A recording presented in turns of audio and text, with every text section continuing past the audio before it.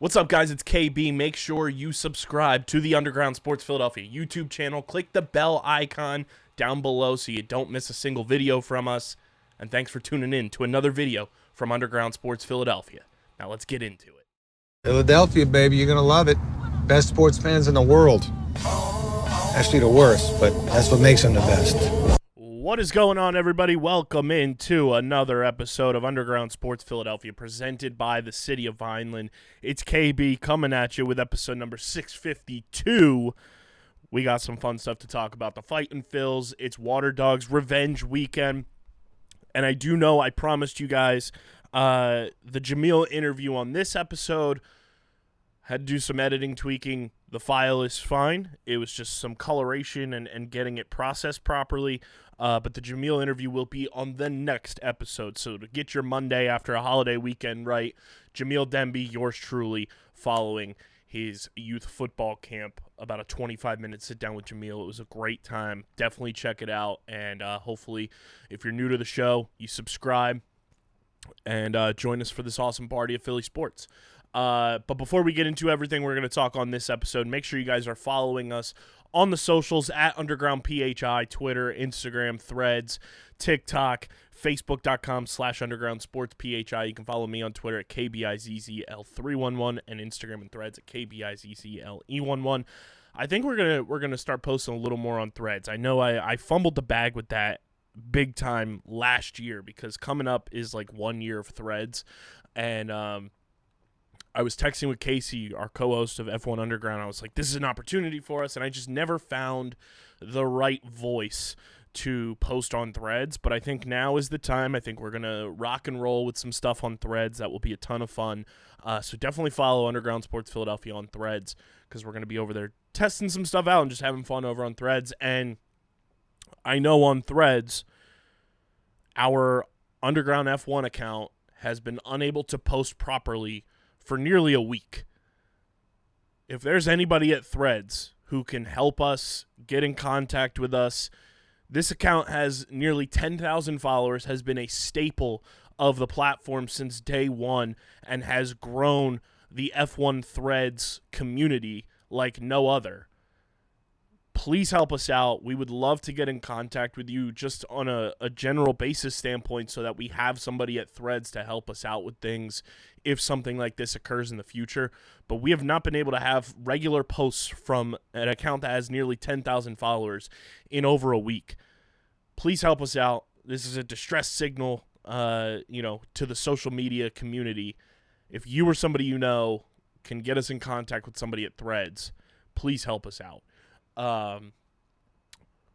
But make sure you guys are subscribed to the pod, Apple, Spotify. Leave a 5-star rating and review. It really does go a long way for helping the show continue to grow, helps more people find Underground Sports Philadelphia and our entire catalog of podcasts across the board. And not to mention, F1 Underground has been it was number 2 in Sri Lanka in the sports podcast chart, ahead of podcasts like New Heights, ahead of the Bill Simmons podcast, ahead of the P1 Paddock. I forget what it is, but they were the number 2 sports podcast in Sri Lanka. So let's get them the proper means that they deserve, and get their account situated over on Threads, and subscribe to their show as well. They are phenomenal at what they do, and we love having them as part of the network. Subscribe to our show as well. And of course, subscribe to the Underground Sports Philadelphia YouTube channel, youtube.com/@Underground Sports Philadelphia. That is where you get full video episodes of this show every single week, full video episodes of every show on our network, clips, shorts, live streams, original video content. As of this recording, we're at 812 subscribers. We got a nice little boost from our friends at F1. So keep subscribing. Be a friend, tell a friend. Let's get to 900 subscribers before the end of the month. I think it's very attainable. We can really do it. And let's make some magic happen. So go subscribe to the Underground Sports Philadelphia YouTube channel, youtube.com/@Underground Sports Philadelphia. And this show is presented by the City of Vineland. And the City of Vineland Municipal Calendar features city-organized, city-sponsored, and city-affiliated events that are of public interest. The calendar, which is accessible at vinelandcity.org, is a good way for residents and visitors to build awareness, remain engaged with city government, and participate in local events. You can also follow the City of Vineland on social media via their Facebook, Instagram, LinkedIn, and YouTube pages. And through these tools, you can stay connected to the community and get important announcements about programs and services offered by the city. Vineland, New Jersey, where it's always growing season. And big thank you to Security 21 Security Systems and Paul J. Gillespie Incorporated for their continued support of this podcast. Ladies and gentlemen, boys and girls, the Fight and Phils just continue to roll, and they have won another series. They've taken 2 out of 3 from the Chicago Cubs, and that's what you needed to do. You needed to win those games, keep the good vibes rolling, bounce back from a mediocre series against the Miami Marlins, and win another series before you head to Atlanta to take on your arch rival and have one of the biggest series of the season on deck. But the Phils are in great position right now. The trade rumors are starting to swirl that much more, and I'm excited to see where things shake out when the trade deadline does eventually roll around. And we are going to be doing a trade deadline show on our YouTube channel live, hopefully, or post-trade deadline live with myself and Stevie Mack. We also have our Moonshot Mania companion stream for the Home Run Derby. That will be going down on Monday, July 15th. So stay tuned for that. The crew is getting back together. It's going to be a doozy of a time. But the Phils are doing what they need to do. They're performing at a level that can't be understated at how awesome it is that they are going out and playing this way while Bryce Harper is out, while Kyle Schwarber is out, while JT Realmuto is out, and quite frankly, during a time where Ranger Suarez has been struggling a bit. And for them to pick up the slack and go out and perform the way that they are, it's truly something special about this team, and we all need to appreciate what's going on with the Phillies right now, because it is something incredible to watch. And it's brought so much joy to us that, you know, we could be a team like the Yankees, who got off to such a hot start, got off to such a fast start, felt like they were going to dominate in the American League, and now they've kind of fallen off a cliff. You know, the Orioles had a stretch like that earlier this year. You know, the Diamondbacks were in the World Series last year, and they have been a shell of themselves. The Padres have been struggling to be above 500 all season long. It's one of those things that we need to appreciate what is in front of us and what is truly happening with this team, and know that this team is going to get upgraded. This is an opportunity for Dave Dombrowski and John Middleton and Sam Fuld and the rest of this front office to really solidify themselves as having one of the greatest seasons in Major League Baseball for a franchise. You know, the Phillies are on pace to break their franchise high in wins in a season. They're on pace to break so many records. They have 4 guys who are in Cy Young candidacy. Their top 4 pitchers are Cy Young candidates. Like, they have an opportunity that potentially 4 of those guys should and could be all-stars as pitchers. You know, it's truly something special that's going on, and the even more special thing that has occurred is Alec Bohm is going to the All-Star game. And it is brought to you by our awesome merch partners at PHI Apparel Company, the best merch in the game. If you want to stand out in the crowd when you're going to Citizens Bank Park, whether you're hanging out, tailgating, watching games at the bar, watching from home, you want to stand out with the best merch in the game, and PHI Apparel Company has you covered to do so. Check out their extensive collection of unique designs for all, from the Phillies, the Eagles, the Flyers, the Sixers, the Union, Philadelphia-centric merch, and, of course, official merchandise for Underground Sports Philadelphia. Go to phiapparel.co, and when you go to checkout, use code UNDERGROUND for 10% off your order from our friends at PHI Apparel Company. That's 10% off with code UNDERGROUND at phiapparel.co for 10% off your next merch order. Alec Bohm is a National League All-Star. Got the most votes of any National League All-Star outside of Bryce Harper and actually of any All-Star. He got more votes than Ohtani. He got more votes to be an All-Star than Bryce Harper and Aaron Judge. Those are the two guys that were auto locks. And Alec Bohm got more votes than Shohei Ohtani, got more votes than anybody else other than Bryce Harper and Aaron Judge. It feels unbelievably immaculate to be right about Alec Bohm from the beginning. From the moment we drafted him, I knew he was going to be a stud. And people said, oh, he's too tall to stay at third base. He's going to be a first baseman. They're going to move him to the outfield, this, that, and the third.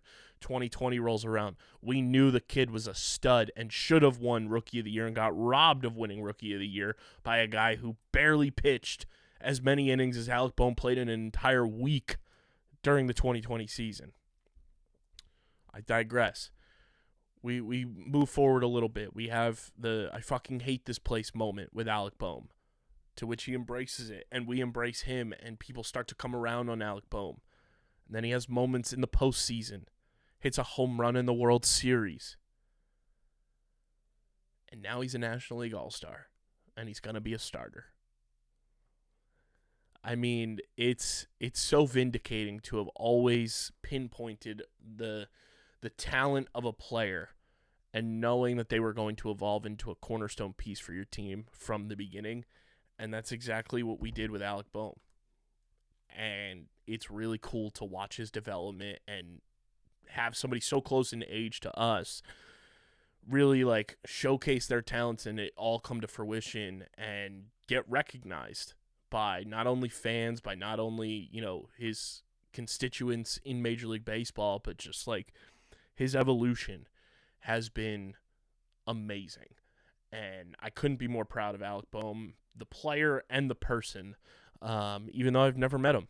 And hopefully one day I do and get to let him know that we always believed, we always knew. But it is really awesome that he is going to be an all-star. I can't wait to watch him get introduced as the National League All-Star starting third baseman. And he gets to do it alongside Bryce Harper, and he gets to do it alongside Trey Turner.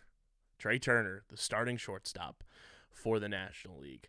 And the fact that the Phillies, for so many years post 07 to 11, struggled to find quality infielders. We had, not that they were bad, but they're not all-star caliber players. They're not superstar caliber players. They're fine players. We had Freddie Galvis and Cesar Hernandez for how long? My guy forever, Maikel Franco, was at third base. We went through Tommy Joseph and who knows who else, Carlos Santana, who's still ripping it up. Kudos to him. But the National League starting infield is comprised of 3 out of 4 being Philadelphia Phillies. Bryce Harper, Trey Turner, and Alec Bohm. It's wild. It's wild that the Phillies have 3 starters in the National League All-Star starting lineup. And, they were on the cusp of having Brandon Marsh and Nick Castellanos in the game as well. They could still very well make it as reserves. But, man, it feels so vindicating. And the day that Bohm gets announced as an all-star starter, he goes yard against the Cubs to solidify a win for the Phillies and win another series. Like, this team is just special, man. It's so cool to watch. And, we have the Braves series. We have the Dodgers and the A's before the All-Star break. And then it really gets interesting, what these moves are going to be like to make this team even better than what they are right now. And also not altering the clubhouse vibes too much to where it throws things off. A couple episodes ago, I talked about my wish list. of players that I would love to see in a Phillies uniform. Luis Robert Jr. is still number one. And I think, Taylor Ward would also be phenomenal to come over from the Angels. He can hit lefties really, really well and really alleviate some of the struggles the Phillies have had by having to play guys like Whit Merrifield and Christian Pache. And it's one of those things that the Phillies have to look at the now as well as the future, but they really have to look at the now. And it's like, we gotta determine like what is going to be the inevitable button pushing that pushes us over the edge and allows us to hoist that trophy at the end of October, beginning of November. Because this is their best opportunity, I think, from top to bottom, starting pitching, bullpen. This has been their best opportunity in this variation of successful runs of postseason baseball. Obviously, they went to the World Series in 2022, and they got to get back there. And they were 2 games away from winning the World Series. They were 2 games away from getting back to the World Series. But, like, they didn't have the starting pitching that they have now in 2022, in 2023. Sure, they had Wheeler, they had Nola, they had Ranger. But Ranger wasn't pitching this way the last 2 years. Christopher Sanchez was not anywhere close to what he is right now the past couple of years. Do you go and get a 5th starter to alleviate the injury to Spencer Turnbull and Taijuan Walker and kind of just like not have to worry about that as much and not have to put somebody like Michael Mercado, who was fantastic in the first game of this Cubs series. Don't let that go understated. Michael Mercado was great against the Cubs in game 1 of this series. He goes 5 innings, gives up 1 earned run, 4 strikeouts, 2 walks, only 2 hits. Gregory Soto comes in and was fantastic, and he's been great as of late. Orion Kerkering does his thing. Junior Marte came in, gave a solid inning of work. Jose Ruiz made things a little dicey in the 9th inning, and then Jeff Hoffman came in and closed the door like he is so apt to do. It's going to be so fascinating what they do, because obviously, like, JT has to come back. That means Marshawn goes back down, and we'll see him in September, I'm sure. When Bryce Harper comes back, Cody Clemens goes down. When Kyle Schwarber comes back, who do you send down? Is it time to let go of Pache? Is it time to let go of David Dahl, which I don't think would be a smart move? I think David Dahl has been a valuable piece to this team and a very quality, like, diamond in the rough for the Phillies this season. He's only hitting .214, but he scored 6 runs. He's got 8 RBI. He's got a .411 slugging percentage in 56 at-bats, 12 hits, 3 home runs. And I think he fits the vibe and the energy of this team so well that I don't know if you want to get rid of David Dahl, because you can't send him back down because he has that veteran clause. I just think that the Phillies have a good problem to have here. It's one of those things that's going to be very, very tough for Rob Thompson to sift through and really manage. This is when his managerial title is going to come into play big time. But there's going to be moves that have to get made, and it's going to be really, really interesting to see is it time to cut your losses with Whit Merrifield? He has not been good at all this season. He's had like a very few moments, and I don't know if very few moments, along with paying him $8 million, is worth it to keep on this roster. The Whit Merrifield position on this team needs to be upgraded at the deadline. I'll say that. Your utility infield outfielder needs to be upgraded exponentially, and that's why I put Ian Happ on my my wish list. And there's probably some other players out there. Jazz Chisholm also on my wish list there. But I think it's time to move on from Whit Merrifield. It's one of those things that he just looks washed. He can't field in the outfield properly. He can't hit to save his life. And it's unfortunate because that was a guy that you brought in as a late season addition in spring training to be a force for you off the bench. And sure, he wasn't going to be what he was with the Kansas City Royals, but you expected more than hitting below 200 for most of the season. That's just how it shakes out sometimes. So that's going to be an interesting thing to pay attention to, is when guys come back up, who's on the way out, and when guys come in via trade, who's also on the way out. But we'll see. We'll see how it all shakes out, and it's going to be interesting to watch for sure. Sixers free agency has moved on, and it's exciting to see that moves are being made. And before I talk about a little bit more of that, I do want to talk to you guys about a brand new project here at Underground Sports Philadelphia. It is a project from ourselves. That's right, a brand new project where we will be talking the Olympics on the network. It is a brand new podcast called Light the Flame, an Olympics podcast, available Apple, Spotify, soon to be other platforms. But your favorite Underground Sports Philadelphia personalities will come together to discuss, banter, and break down the Olympic Games, starting with the Paris 2024 Summer Games and beyond. We're very excited for this. The reception when we posted it on social media was fantastic, beyond my wildest dreams. And I'm very excited to bring a seasonal podcast of this nature, where it will be a podcast that we post to effectively every 2 years, because it'll be summer, winter. But it's going to be fun. I think this is a brand new thing that'll allow us to get a little more creative, bring a fan analysis like we do on every show here to the Olympic Games. And it's a group project. Everybody who works here that wants to be involved will be involved. And I'm excited to bring it to you guys. Be sure to subscribe to Light the Flame wherever you get your podcasts. Leave a 5-star review.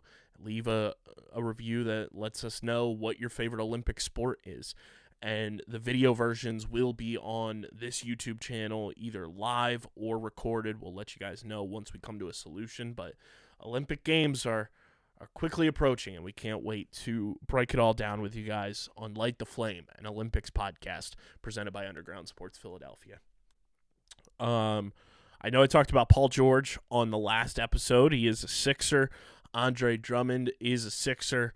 And, you know,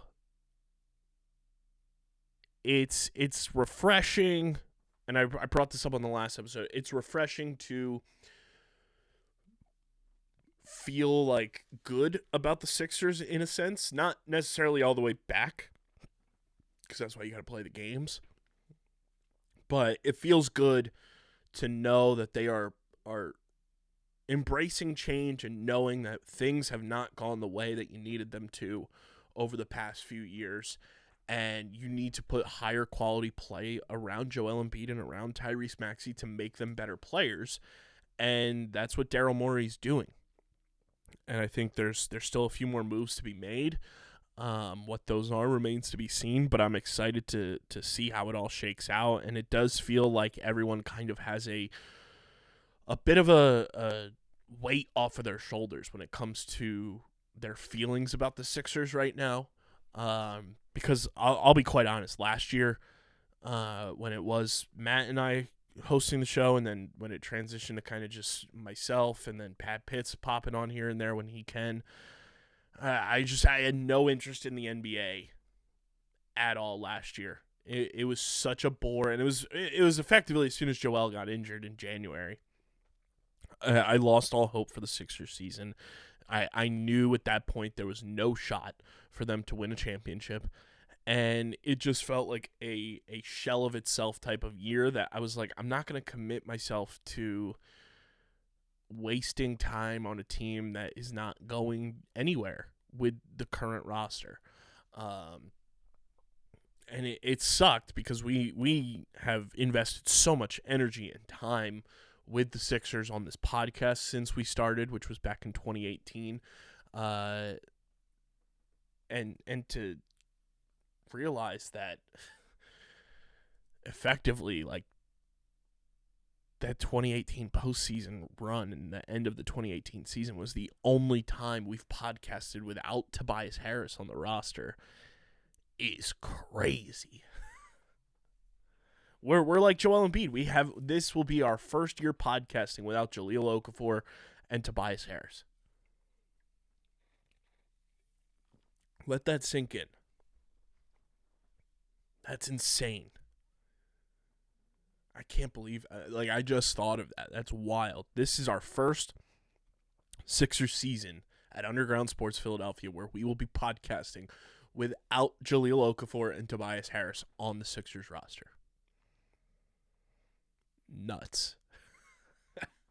That's wild. But yeah, it does feel like there's a renewed sense of, like, belief in the direction the team is going, not necessarily belief in the team yet, but there is belief in the direction of the team, and that's a positive for sure. So we'll see how that all shakes out and what moves follow. But for now, you just sit back, you wait and see, and I like all of the moves so far, from Jared McCain to Adam Bona to Paul George, to extending Tyrese Maxey, to Andre Drummond being back, Kelly Oubre being back. I like these moves that Daryl Morey and company are making, and it's making this team better, and it's got to have Joel Embiid feeling like a renewed sense in his career of, like, hey, I have actual NBA players around me to start a season. Like, that's got to be exciting for Joel. And we'll see what continues to progress here and how things shake out, but very, very pumped to see how that all goes down. Last couple things here, and it is brought to you by our pals over at FOCO, the leading distributors in forever collectibles, from their one-of-a-kind bobbleheads to those amazing overalls and short talls that you guys see me wearing the overalls at Citizens Bank Park, to their just incredible apparel and collectibles. FOCO is the leader in the industry. Go get a pair of overalls for the postseason. Go get a velour tracksuit for Eagles season. Check out FOCO needs to get on the money with the Philadelphia ones, but they got these awesome neon signs that are coming out for pre-order. We need Philadelphia ones, FOCO. We need a Phillies and an Eagles one to be down here in the studio. But click the link in the description and upgrade your forever collectibles today. That's FOCO, and big thank you to FOCO for supporting and sponsoring the podcast. Click that link and upgrade your forever collectibles. It's Waterdogs Revenge Weekend, guys. They are up in Boston this weekend on Saturday on ESPN2, taking on the Boston Cannons, who played spoiler in the Waterdogs homecoming weekend, who prevented them from winning the 2024 Championship Series title back in February. And this is a rivalry that has emerged quickly, and it's very noticeable that these two teams hate each other. And I don't mince words when I say that. These two teams hate each other.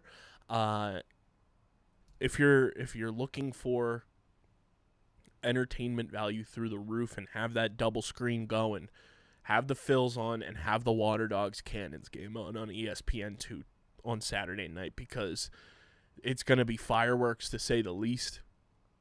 These two teams are going to go at it, and the Waterdogs need this win big time to kind of get back on track and figure some things out following their first win of the season and seek a little revenge. The Waterdogs' initial moniker when they came into the league, everyone, if you're new to the PLL, if you're new to seeing who the Waterdogs are, their initial moniker, because they were the first expansion team in the league, is every game is a revenge game. It's a revenge game weekend for the Dogs. I'm excited to see how things play out now that Alex Stathakis, our faceoff specialist, is in the fold. The Waterdogs did not have a faceoff guy the last time they played the Cannons. Jack Hanna was not healthy the last time we played the Cannons. He is back and made such a huge difference in Minnesota against the Chaos. I'm excited to see this version of the Waterdogs go toe-to-toe with this Cannons team and see if they can play spoiler on their homecoming weekend and see how they like it. Because if the Waterdogs win this game, their score differential will still be positive. They'll be plus whatever. They'll be 2-3.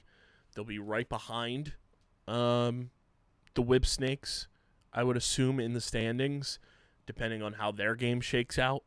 And the Cannons we'll see how that first game against the Redwoods goes, but the Cannons will kind of fall down the standings a bit, and then it's really a free-for-all in the Eastern Conference in the PLL, because obviously the New York Atlas have kind of positioned themselves really well in this first half of the season to where they are in first place, and they more than likely will win the East. But it's all about getting in the dance in the PLL. 6 teams make it. You got to finish in the top 3 in your conference, and then you just go and ball out and see what happens. But it is a revenge game weekend. Let's go, Dogs. Kieran, Michael Sowers, Jack Hanna, the boys, Dylan Ward, Stathakis, Eli Gobrecht, the whole crew. Let's go put on a show and play spoiler up there in Boston and do the damn thing. Let's go, Dogs. I do have a question, though, for the people, and I got to get some people on to talk about them, because I've been like, why have I not heard anything? And it's like, because they stink. What has happened to the Philadelphia Union? And I understand the team has like refused to spend money and they are fickle, and that drives me crazy when you're a professional sports team. Like, why do you even own the team if you're not going to properly like field a competitive roster? The Union are terrible this year. Like, scary bad. It's almost like unbecoming. Like, the way they lost the game, as I record this, to Chicago 4-3, when they should have easily won that game, and have not recorded a win in months. The last Union win came on April 6th. The Union have not won a game in almost 3 months. No, I'm sorry. I missed one here. They have not won a game since May 18th. Almost 2 months since their last recorded win. Like, that is not Philadelphia Union soccer as we have come to know them over the last few years. They are second to last in the East, a team who 2 years ago was seconds away from winning the MLS Cup. Like, I get they need to spend money, and that is a huge part of it, and the fact that the ownership group is so fickle and refuses to do so. But that just doesn't happen overnight. A fall from grace like that just does not happen in the blink of an eye like that. When you have one of the best goalkeepers in the league, you have Daniel Gazdag, and I'm just befuddled. I mean, if you want to get a diagnosis of this Union team on the show, let me know. Because I for one, would love one. And I'm so confused as to how this has happened so quickly. Like, they're 5 paces out in the standings from a playoff spot. Like, they have 20 points on the year. They're 4 points back for a playoff spot, but they have 20 points on the year and have not won a game since May 18th.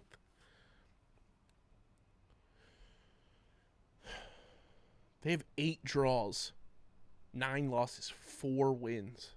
That's not normal. We need to do an investigation on what is going on with the Philadelphia Union. Let me know in the YouTube comment section if you're a Union fan what the hell is going on, because good grief. Good grief. That's all I got for you guys on this episode. Like I said, I know I mentioned that the Jamil interview would be on this episode. It will be on the next episode. So on Monday, when you guys are tapping in, definitely check that out. It's going to be a doozy of a time. A lot of fun doing it, and it's not the last time that Jamil will be on this show for sure. Make sure you guys are following us on the socials at Underground PHI. Follow me at KBIZZL311 on the tweet machine. Subscribe to the podcast feed on Apple, Spotify, or wherever you get your podcasts in audio form. Subscribe to the Underground Sports Philadelphia YouTube channel, youtube.com/@Underground Sports Philadelphia. Smash that like button, ring the bell icon, leave a comment down below, your thoughts on everything we discussed on the episode today.